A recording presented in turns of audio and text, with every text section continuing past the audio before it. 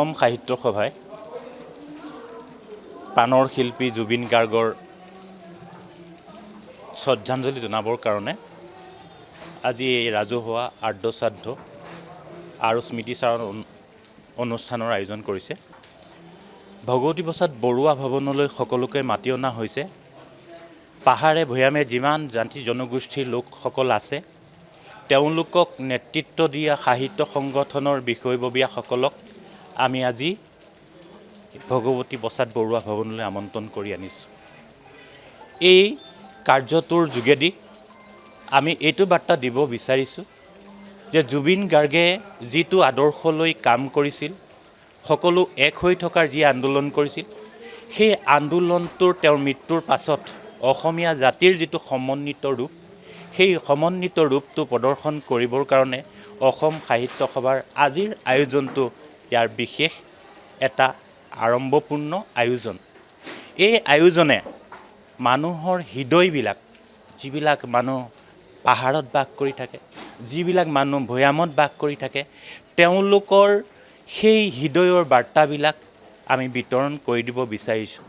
জুবিন গাৰ্গৰ মৃত্যুৰ পাছত অসমৰ ভূমিখণ্ডত বসবাস কৰি থকা মানুহসকল, অসমীয়া বুলি গৌৰৱ কৰি থকা প্ৰৱাসী অসমীয়াসকল সকলোৱে দুখত কাতৰ হৈ পৰিছে। এই মুহূৰ্তত আমি মানসিক প্ৰশান্তিৰ কাৰণে, জুবিন গাৰ্গক শ্ৰদ্ধা জনাবৰ কাৰণে, জাতিৰ সমন্বিত ৰূপটো জাতিয়ে সন্মান কৰিব জনা কথাটো জনাবৰ কাৰণে এই আয়োজনবিলাক কৰা হৈছে। আমি গভীৰ প্ৰত্যয়েৰে উপলব্ধি কৰোঁ জুবিন গাৰ্গ ভাৰত ৰত্ন সন্মানেৰে বিভূষিত হওক।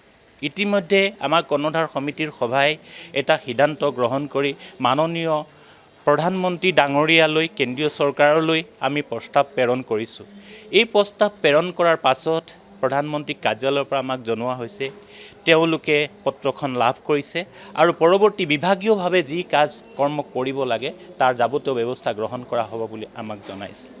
গতিকে আমি ভাবিছোঁ ভাৰত ৰত্ন সন্মানেৰে জুবিন গাৰ্গ সন্মানিত হ'ব।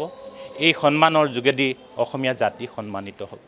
মই এই প্ৰসংগতে আপোনালোকক কৈ থওঁ যে আজিৰ এই আয়োজনটো অসম সাহিত্য সভাৰ কৰ্মীসকলেই নহয়, অসমীয়া জাতিৰ সমন্বিত ৰূপটোৱে, শান্তি ভালপোৱা অসমীয়া জাতিটোৱে মানসিক প্ৰশান্তিৰ বাবে আজি এই অনুষ্ঠানটোৰ আয়োজন কৰা হৈছে। ইয়াত হৃদয়ৰ আহ্বান আছে, জুবিনদাৰ প্ৰতি অসম সাহিত্য সভাৰ সন্মান আছে। তাৰ কাৰণে আমি আজি এই অনুষ্ঠানটো আয়োজন কৰিছোঁ। আমি জুবিন গাৰ্গৰ মৃত্যুৰ প্ৰসংগটোত তীক্ষ্ণ দৃষ্টি ৰাখিছোঁ। যিবিলাক কাম আৰক্ষীয়ে কৰিব লাগে, যিবিলাক কাম আদালতে কৰিব লাগে, সেইবিলাক কাম তেওঁলোকক কৰিবলৈ দিয়া উচিত। যে আমি মাত্ৰ জুবিনদাৰ অনুৰাগীসকলে, জুবিন গাৰ্গৰ অনুৰাগী অসমীয়াসকলে সেই কামটো সুকলমে সম্পাদন কৰোৱাব পৰাটো আমাৰ নৈতিক দায়িত্ব। গতিকে বাস্তৱ ক্ষেত্ৰত আৰক্ষীয়ে বিভিন্ন ধৰণৰ ক্লু লাভ কৰিব। সেই ক্লু লাভ কৰাৰ পাছত তেওঁলোকে সেই দায়িত্ব পালন কৰিব লাগিব। আদালতৰ মজিয়াত আৰক্ষীৰ প্ৰতিবেদনটোহে অধিক গুৰুত্ব পাব। সেয়ে মই সকলোকে অনুৰোধ জনাম যে আৰক্ষীৰ তদন্তত আমি সকলো প্ৰকাৰৰ সহযোগ কৰিব লাগে। যি সহযোগৰ যোগেদি দোষীজন প্ৰতিপন্ন হ'ব লাগে যে তেওঁ দোষী, যে দোষী যাতে সাৰি যাব নোৱাৰে তাৰ তথ্য প্ৰমাণ সংগ্ৰহৰ ক্ষেত্ৰত পুলিচৰ লগত, আৰক্ষীৰ লগত আমাৰ সহযোগ প্ৰয়োজন।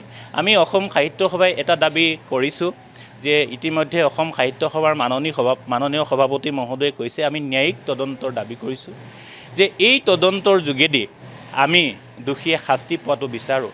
এইটো মুহূৰ্তত আমি বহু কথাই শুনিবলৈ পাইছোঁ, সেই কথাবিলাকৰ বিভ্ৰান্তি হৈ পৰিছোঁ, আমি বিভ্ৰান্তিত পৰিছোঁ। অসমীয়া মানুহবোৰৰ মাজতেই সংঘাত হৈছে, ভুল বুজাবুজি হৈছে। গতিকে মই ভাবোঁ যে নিজৰ নিজৰ কামবিলাক কৰিবলৈ সকলোৱে দায়িত্ব লওক, যে মোৰ যিটো কাম সেই কামটো কৰিব লাগিব, মই কৰিব লাগিব। আৰক্ষীৰ যিটো কাম আৰক্ষীয়ে কৰিব লাগিব, আদালতৰ যিটো কাম আদালতে কৰিব লাগিব। আৰু আমাক ন্যায় লাগে। সঁচা অৰ্থত ক'বলৈ গ'লে আমি ন্যায় বিচাৰোঁ, জুবিনদাক ন্যায় দিব লাগে। যদি হত্যাকাণ্ড হৈছে তেনেহ'লে হত্যাকাৰী লাগে। গতিকে মই সকলোকে আহ্বান জনাম এই সমগ্ৰ প্ৰক্ৰিয়াটোৰ লগত ন্যায় পাবৰ কাৰণে যিটো প্ৰক্ৰিয়া চলিব সেই প্ৰক্ৰিয়াটোৰ লগত সকলোৱে সহযোগী হওক।